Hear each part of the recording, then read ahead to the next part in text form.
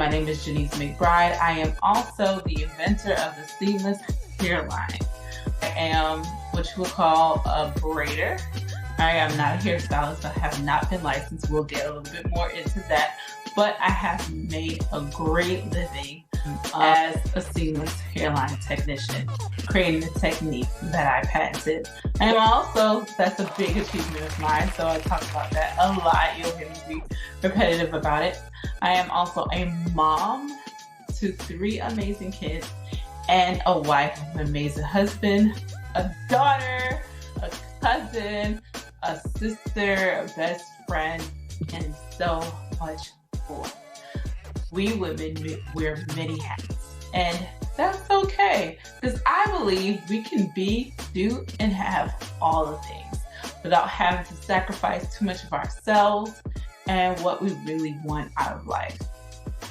So while we talk about that, let's get into what it means to live an harmonious life.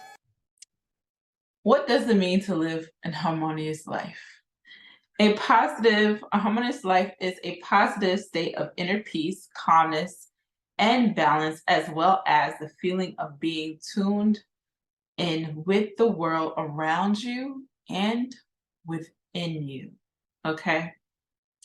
In short, what it really actually means in saying how to live a healthy, balanced life.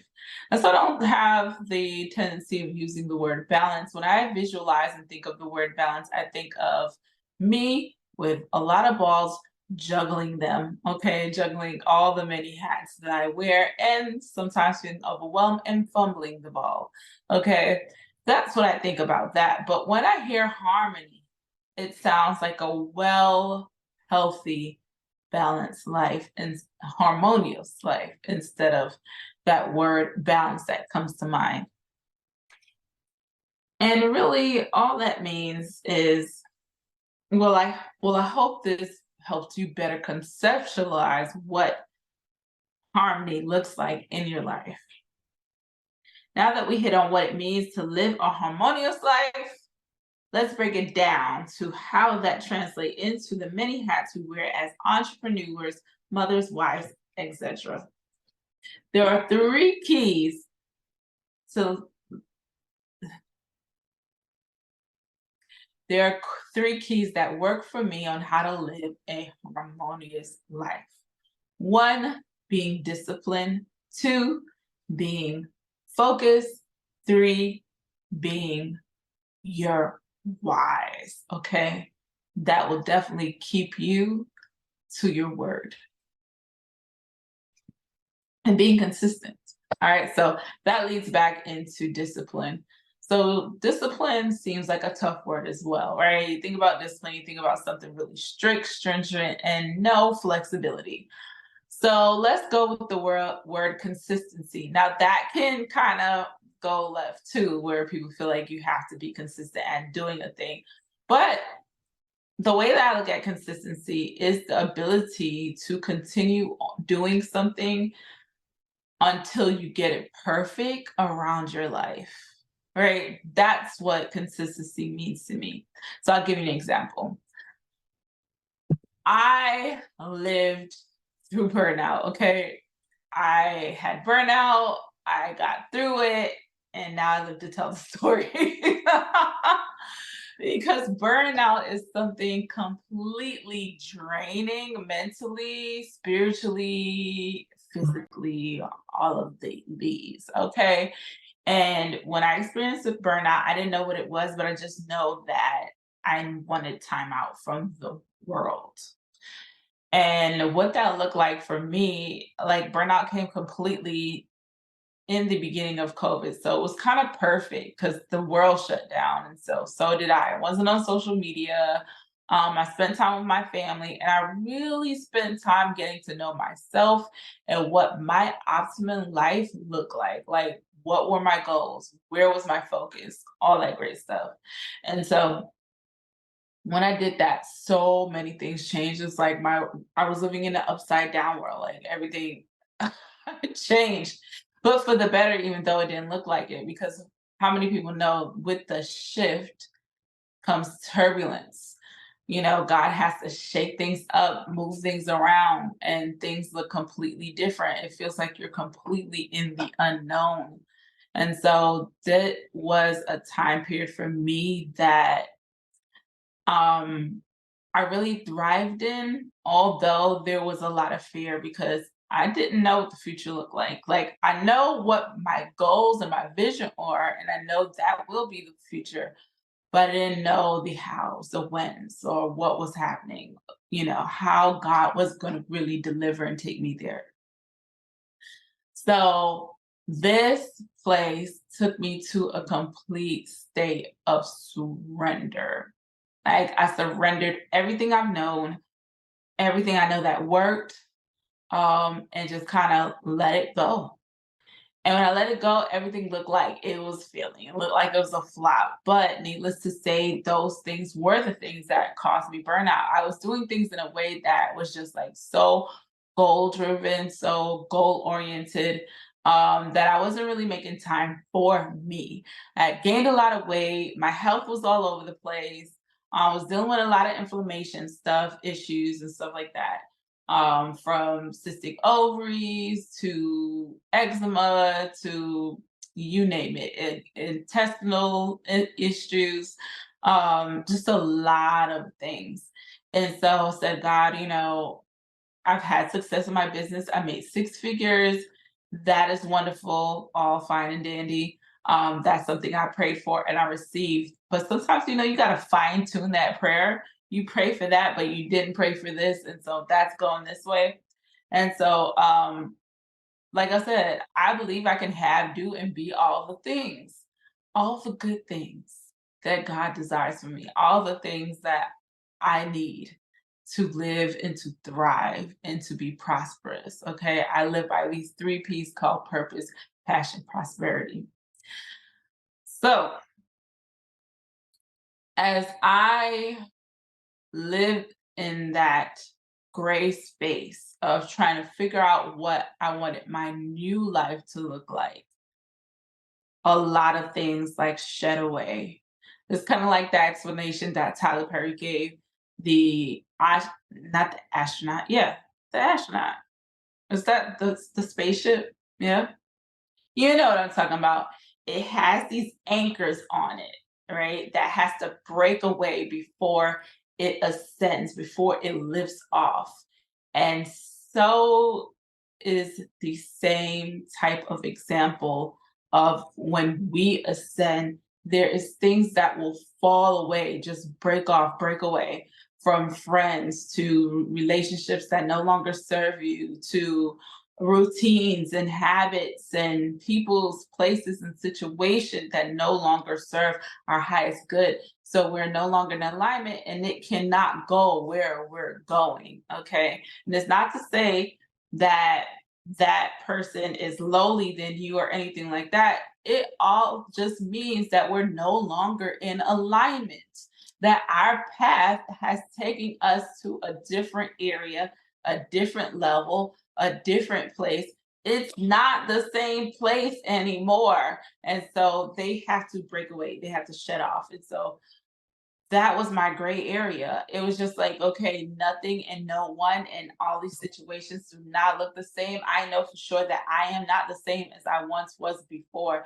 So I had a clean slate to start off to narrate my story the way that I envisioned it to be. But I had taken a lot of, well, I can't do this because of this, or let me not dream too high because of this, or whatever the case may be. And I think that is something that we use to remain complacent, or to just satisfy our fears or our egoic minds. And it doesn't serve us because we know we want more, but we're settling, right? We're settling for less than what God desires for us. So, with that being said, from that place, that area, I started to focus on my mental health. My mental health, one I knew was just like the number one thing that needed to be transformed. And so while I did that, the first thing I did was form consistent, habitual, healthy habits. which was waking up the same time every morning and going and work out, okay, and meditate and talk to God. I would get up, you know, have my workout clothes by my bed, put that on, go brush my teeth, sit and meditate with some yoga or just meditation with some music to meditate to. And then I would go and work out, or I would go and work out and then come back and meditate. However that went, it worked, right? So even that as an example is consistently doing something until you find the perfect routine that works for you to keep being consistent. Okay. Because everybody's different. There's some people who's going to tell you, yo, do it like this, XYZ, 5 a.m., you know, and it should work. And everybody's different, from the way that we eat to the way that we are here to, we are all different. So find that thing and the way that it perfectly works for you, your life, and the people that you love in it. Okay.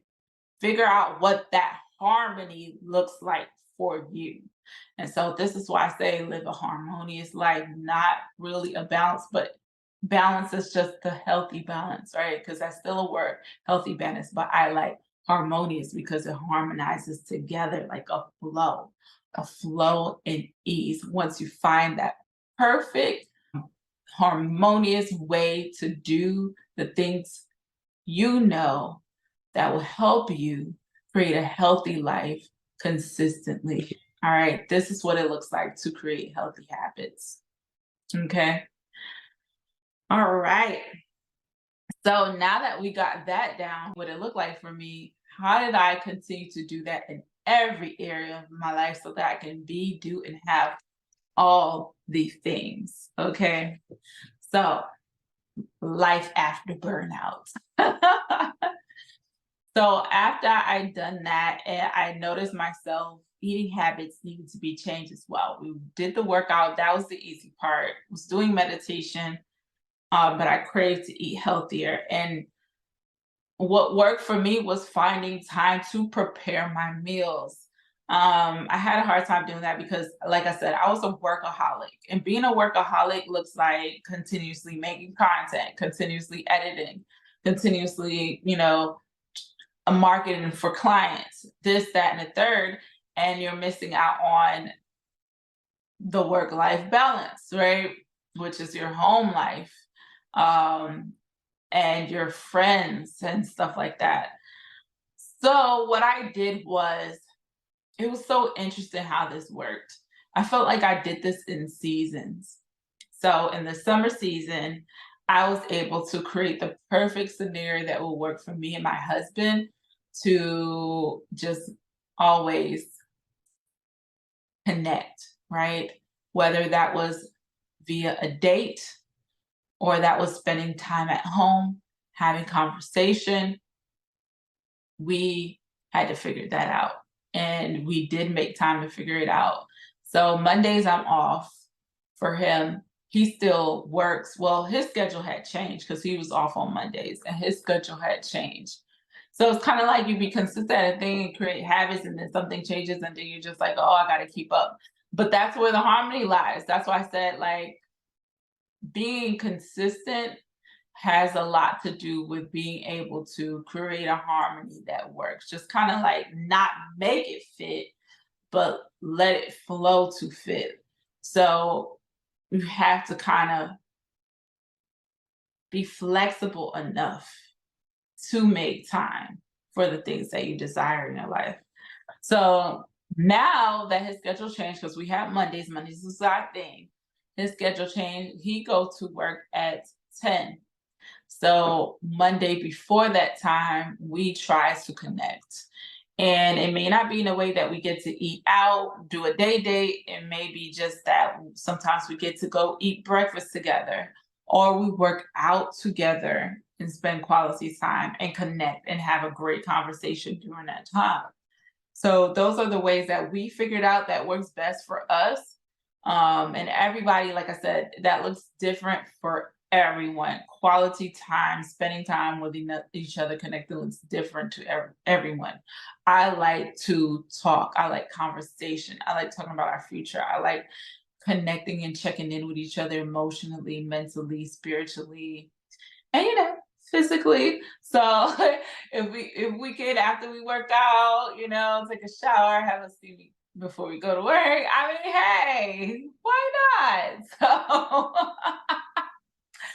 but yeah, so that's what that looked like for me in that season. So I got a taste of it. Was so interesting because I feel like I got a taste of what my perfect life would be like in every area. And then now it's like putting it all together to just create that life on the daily, right? And it's really creating the life that you can be grateful for, creating your heaven here on earth.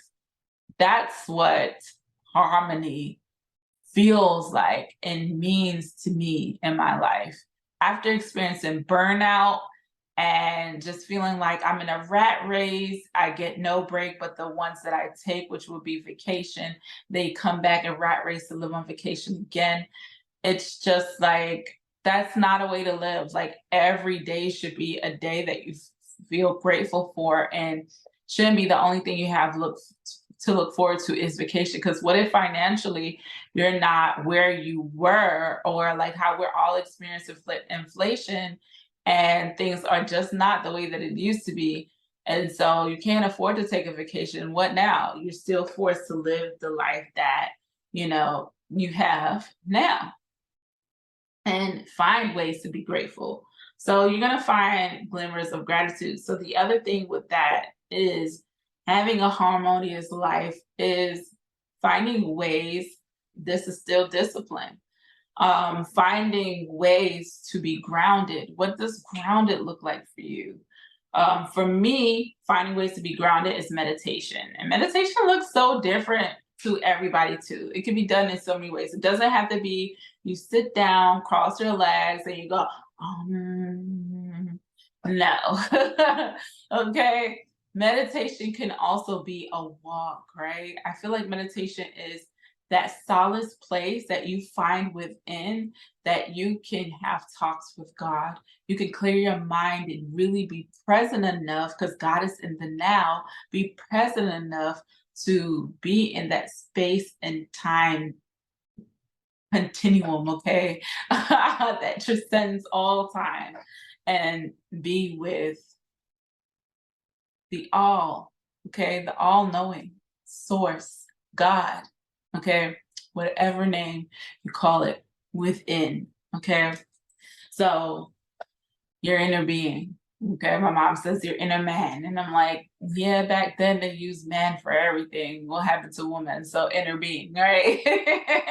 But whatever you call the one source that is within all of us, God or source, it is all the same.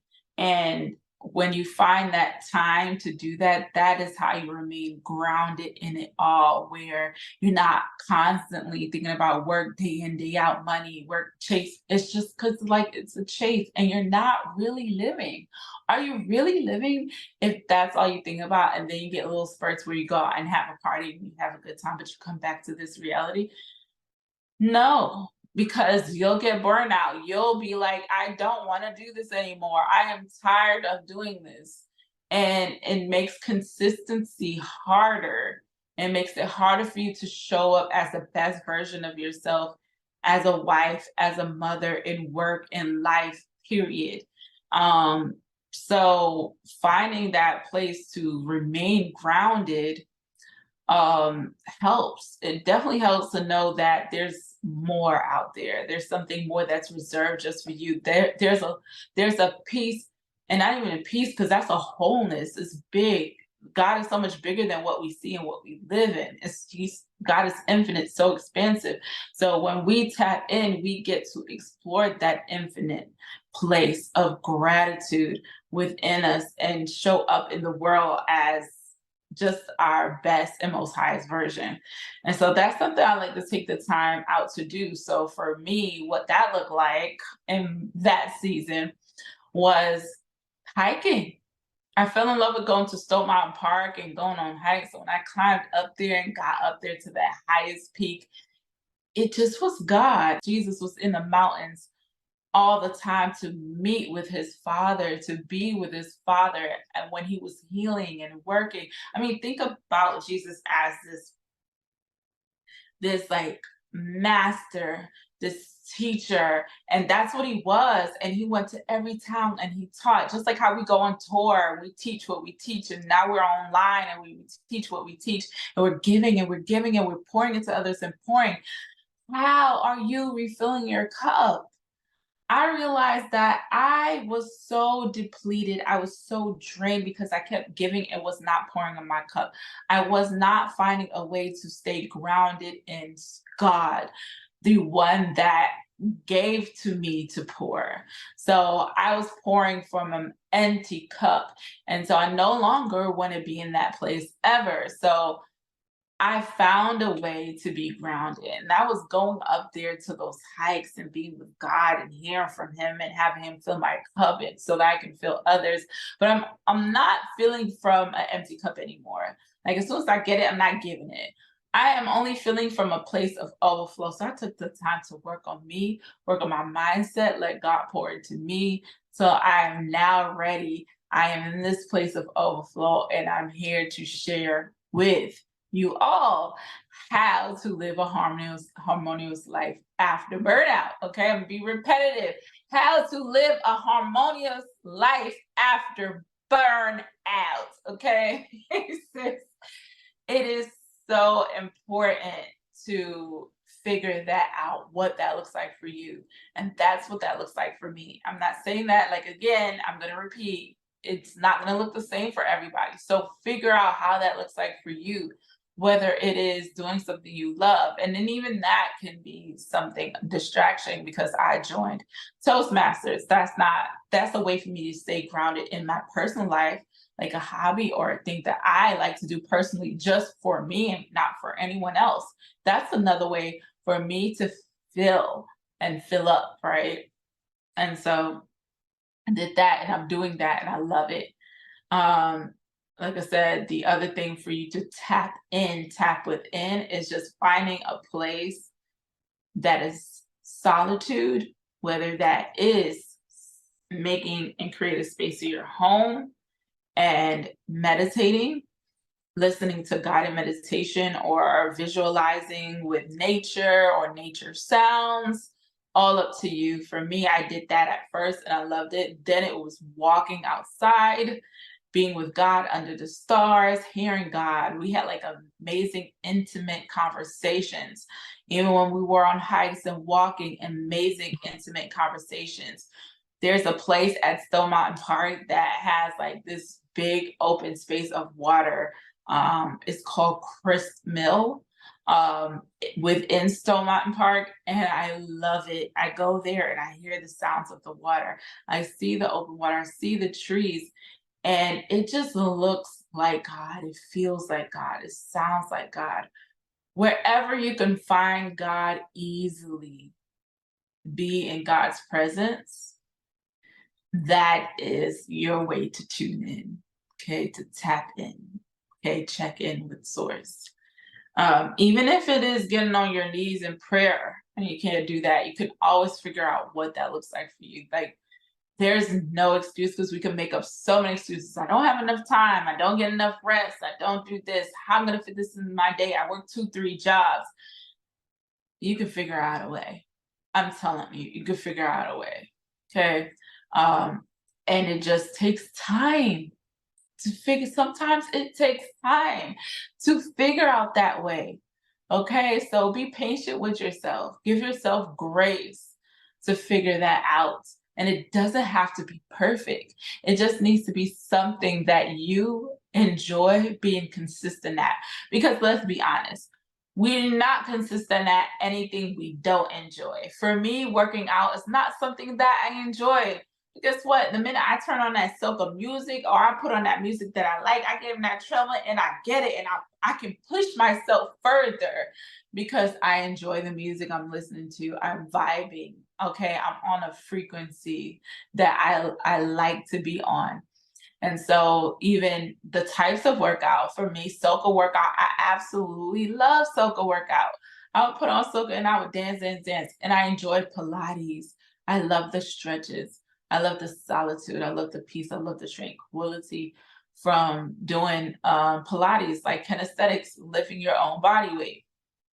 And also for me, cooking foods. So like my thing was I enjoyed being in the kitchen, but sometimes it was boring.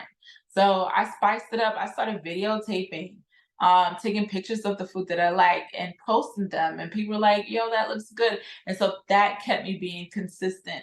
So when you see people on social media sharing and posting, it's them showing up for themselves. They're pushing their own selves, but they're also posting for accountability and to be consistent and to continuously show up and stay encouraged and stay motivated. Okay. So you could video vlog your food.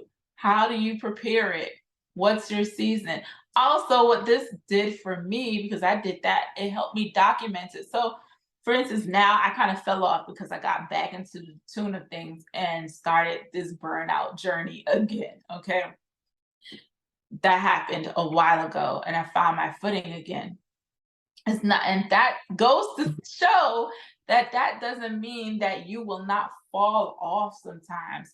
You will fall off, okay? There is a full life full of distractions, full of different opportunities that sometimes you do fall off the bandwagon. But get back on it, okay? Don't stray too far. You know what you know now. You gain the knowledge, you gain the experience to implement it back into your life. And as I was saying, me vlogging my food also helped me to document what I was eating, how I was eating it, how many meals I was eating. So now I get to look back at those things and say, hey, those meals worked. This workout worked. And so this is what we will remain consistent at. And so I remember all the things I was consistent at because it had became a lifestyle of mine. I kept doing them habitually. It became a habit to me. And so I was living the most optimum life in those times. As far as my kids don't demand that much, but the great things we did was have mother son time. So I would pick up my son and I would take him out to lunch, just him and I. Then I would have mother daughters time and I would take my girls out to eat. And if they did well in school, then we would go to this place called I can't remember. We would have like it's a sweets place, and we would pick out our favorite desserts. The kids always picked out brownies with ice cream, and then I would do the healthy version. I would do the mango and a or the pineapple bowl with the like the chile sauce on it. It had like a smoothie with pineapples, or it was mango with pineapples. Like we had stuff like that. And every time we go, she would give us a free treat of the little popsicle of things that she made, different flavorings. And we loved it. We loved the energy in there. We loved the vibes, the kids. It was time for, it was a way for us to bond as a family.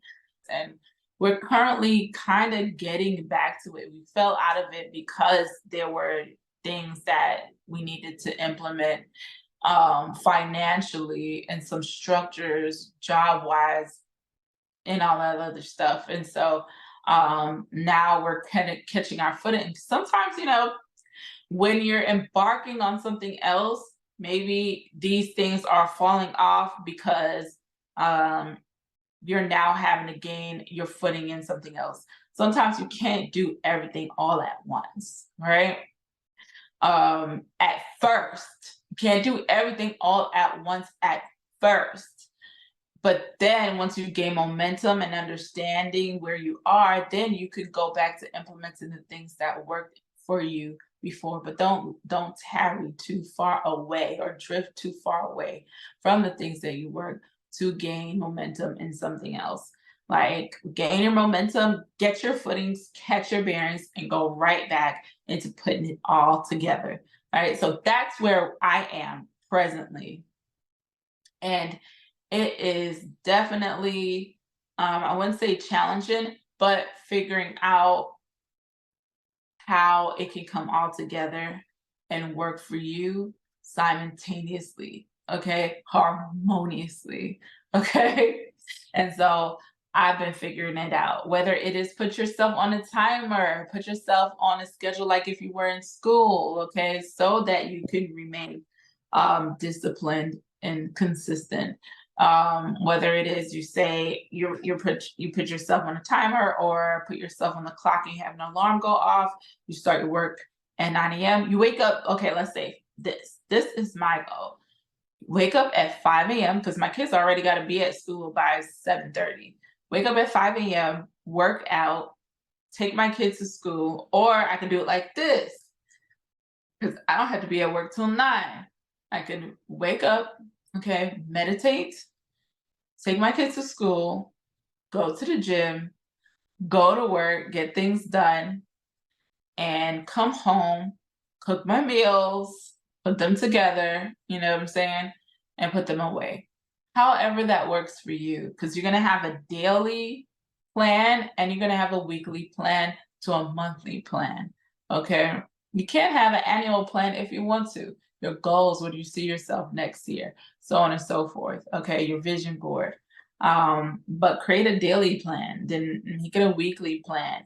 If you see that everything can be done in a day, duh. So what are the days that this thing will work for you? So for me, I have a content day and then I have an editing day. And you know, editing takes all day. I'm not gonna wear myself out. So I create the content, I start editing on the days that I'm off, and then I'm back to work. And then sometimes you have to create a posting day, okay? So you got your content day, editing day, and posting day, okay?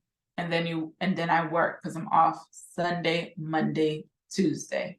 But then told you I'm an entrepreneur. So with entrepreneurship, your week could look all kind of off. I can be completely off for the whole week. And then I'm just making like work hours to work on different facets that I would like to grow in. So that's what that looks like and how I can help my family or organize my home and clean up. Okay, so doing all these things do take a level of organization, but not stringent. It's a flexible organization that works for you. Okay, and then you can be disciplined enough to be consistent in that because it actually works for you. That is the way that you can become disciplined and focused on your regimen. Okay, so we talked about discipline and we talk about focus. 3, we're going to talk about your why. Let's get into it. So, with your whys is, why am I doing all this? Why do I want to do this? And so, a lot of people make people, places, and situations their whys. So, that kind of makes your why conditional. Like, I don't know if that's something you can be consistent at. And that is something I realized. Like, okay, it partially has something to do with creating the best life for me, my children, and my husband. But really, it's the best life for me.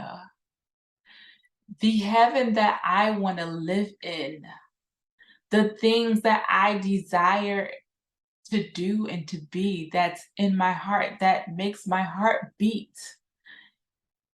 It's just a desire to have what looks like heaven for me. Okay. And that is that harmonious life.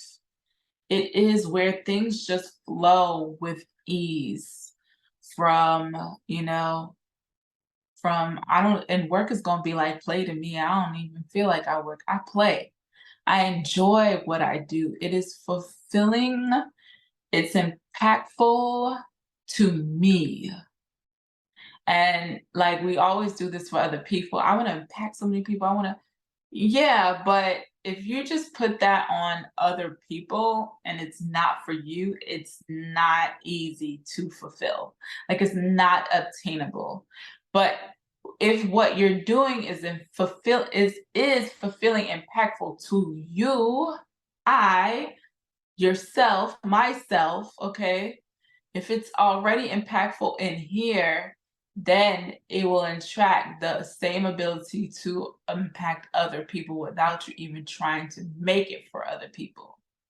It has to resonate and impact you first. It has to feed you first. Remember that making sure you're fed before others, it's not a selfish thing, but it's a self-care thing. It's a self-love thing. And it's not, as what people say in the Bible, people's going to become lovers of their own selves, but it's the kind of agape love, the love within that God has for you. You exemplify that to your own self. And this is the way that you teach people how to treat you. How you love yourself is how others going to love you. How you respect yourself is how others going to respect you. How you show yourself love, kindness, and like yourself is how others will see it and do the same onto you. So do unto others as you would do unto yourself. So if you're not doing to yourself what you would do unto others, then how can you positively impact anybody if you're not positively giving yourself that same love? Okay, receiving that same love within. And that is what I've learned being an online course creator of the patented technique. I was looking for a bunch of people that will follow me. Okay, I will say something like, be my sheep, that I can help. I had this big desire because I figured out a way how to make an income off of a technique that I created, and it was six-figure earning income. I was able to hire other people, provide them with money. I remember when I had my first assistant and I gave her her first payday and she cried. And that for me was everything because I felt like I had impacted someone's life positively. Also, when I taught other people and had my online course and heard the reviews, and I was just like, this is me. And I still was having this kind of imposter syndrome. And I don't know why, because I had done it for myself. So that had qualified me to help other people. But what I realized is that although I was helping these people, I was putting too much focus on the people that I didn't help, the people who took the course and didn't do anything with it. It was like I was looking for that one lost sheep that got away that I could catch. And I realized, like, I'm not Jesus. I'm not meant to do that. I'm meant to just attract the people who are called to me. Okay. And so if I'm attracting the people that are called to me, then I have to be the thing that they are calling for. And so that's what brought about the imposter syndrome because I wasn't fully living in that space because I hadn't truly believed in me the way that other people had saw and viewed me. I didn't see myself that way. So it took me a while to see myself in that way. And when I was building up my confidence and seeing myself that way, I was busy rallying up friends to help boost my confidence and motivate me. And how many people know when you find people who will boost, motivate you, and put you up there, they'll be the same people that take you back down. Okay, because then there's a sort of jealousy that gets put into that space. But that's a whole different conversation. That's why I said also relationships had to fall away so that I can just be confident in me, knowing I am who I am and who God created me to be. I don't have to be anything else other than that. I don't have to seek validation from external places, situations, places, or things. I need to just be whole in me and live and reside in the fullness of who God created me to be. And that's where being grounded came in and was so important. It was so important because what happens is when you're grounded, you become confident in who you are and whose you are. Okay. And then two, you become the thing and the person that you are called to be because God qualified you. He qualifies the called. okay? And then 3, what happens is those who are following, okay, their vision or the calling on their life finds you too. And they say when the student is ready, the teacher appears. So you don't have to force anybody to follow you. You don't have to find people to follow you. You don't have to do the most for people to follow you. And it's not even a follow, it's to follow themselves. And they will find you when they follow that voice inside that's asking for change, that is asking for something more, that is looking for more in their life and a different walk. They got burned out, they're tired, they're sick and tired, okay? And the calling is getting louder, then they become ready enough to seek and they find you. They found that teacher, that course, that person. They find you because you're living, breathing, and walking that. And so this is what I've learned. This is what I've learned in 2023 to apply in 2024 and beyond. So you might be in that season where you're trying to figure it out. You might be in that season of overwhelm and burnout. You might be in that season of just really getting to the dollars, okay? Traveling, doing all the things you ever wanted, because you are a workaholic, and so you worked hard to deserve those things and get there.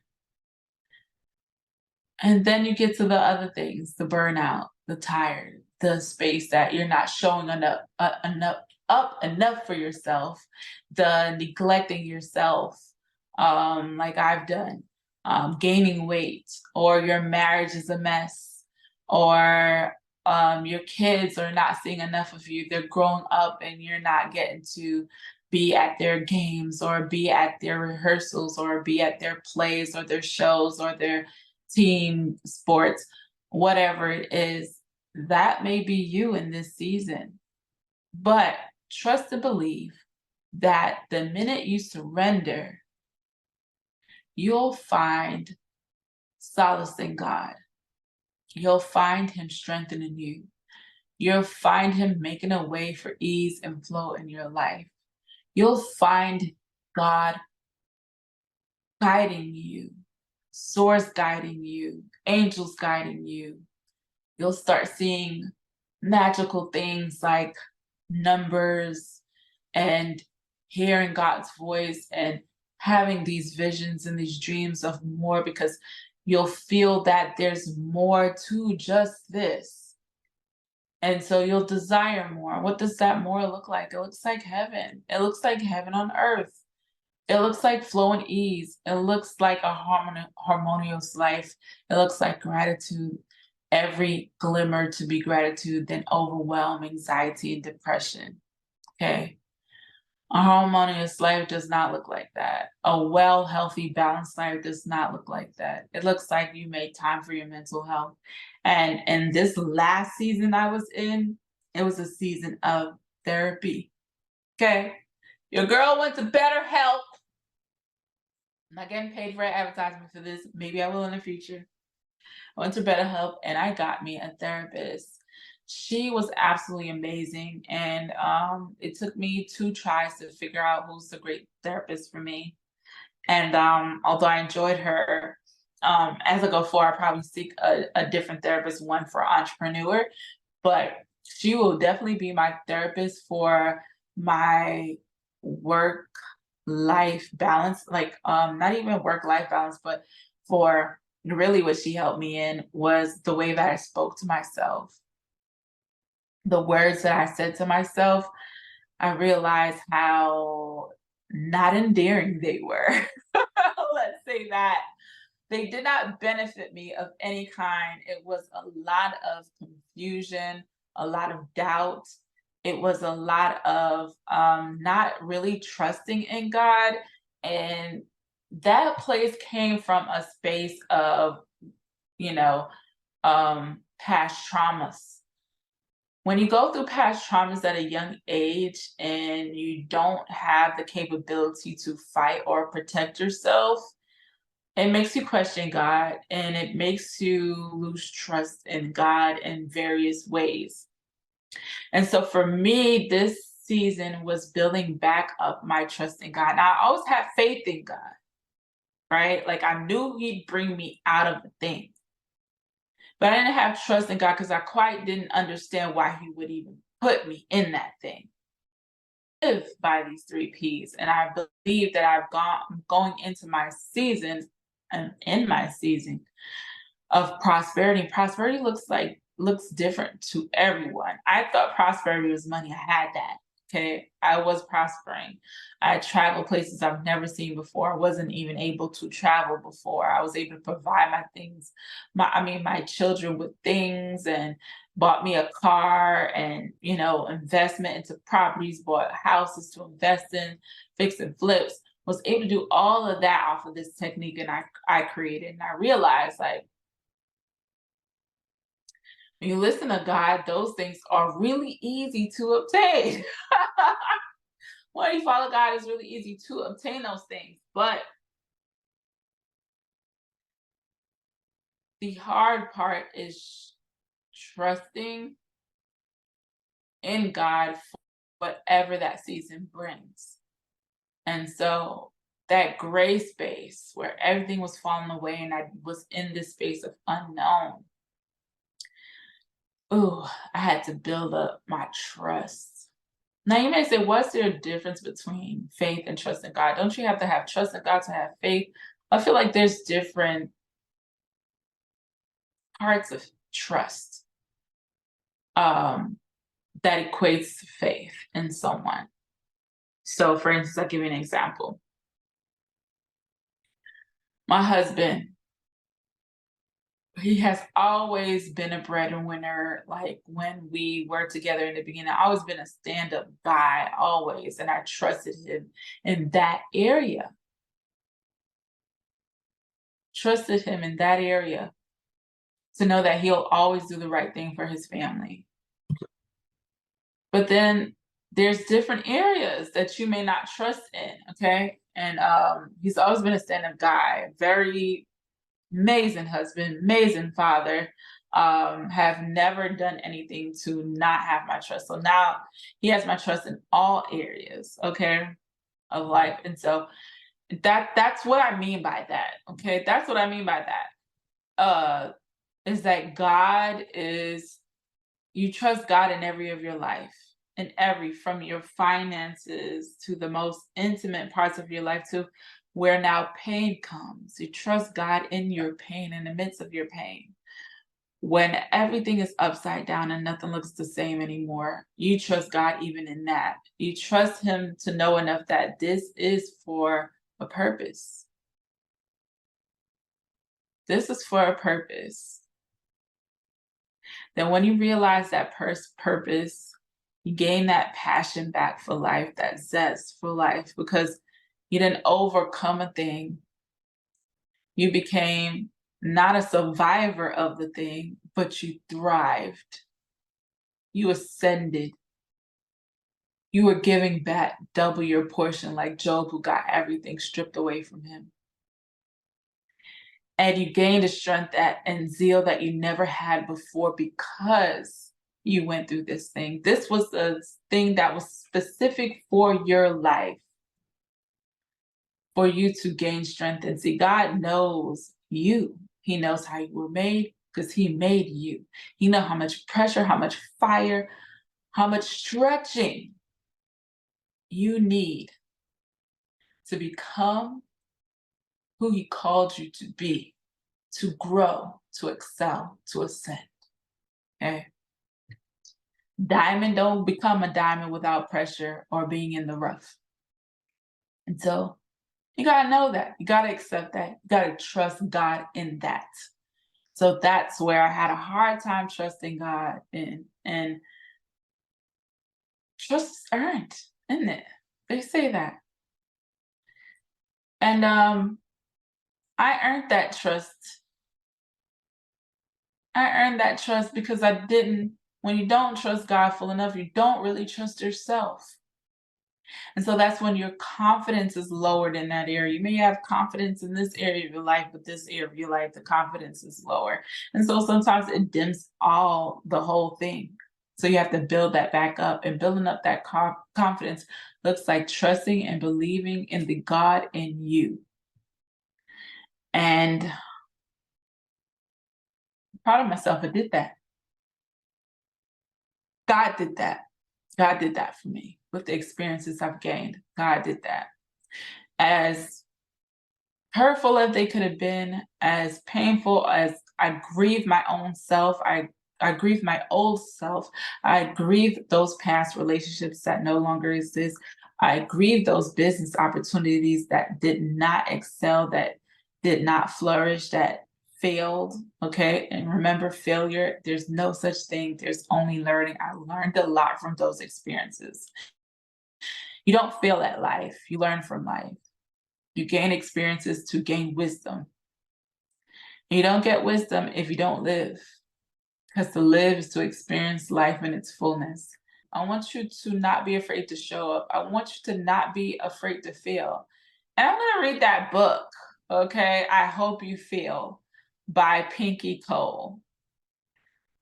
Because I get that. Failure builds strength. Failure, oh, I like my earrings. Sorry, had a moment. Failure builds strength, and failure builds a tenacity for life. It builds innovation. It builds so many great things because you learn, you gain wisdom, and you become more out of those experiences. And so here I am, fully showing up, unafraid. Now I feel like I can take on the world and know that God got me. He's ready to catch me when I fall. And he's like a bouncy house. You fell on the bouncy house, and went up higher and land. And so I wish the same for you. I hope you fail. And I hope you feel forward. I hope you feel higher and higher each time towards that harmonious life that you're looking for. And let your whys always be something that no man can take away. Let your whys be something that's inside of you. Okay? The desires of your heart, God knows what they are, and so you don't have to do much for them but be obedient. Be obedient enough to trust, to listen, and to feel forward. I wish you nothing but the best this year and years to come. Keep trying, keep unfolding, keep striving, keep thriving, and you'll get there. To consistent, disciplined, healthy, well-balanced, harmonious life. Peace. Your girl, Janice McBride.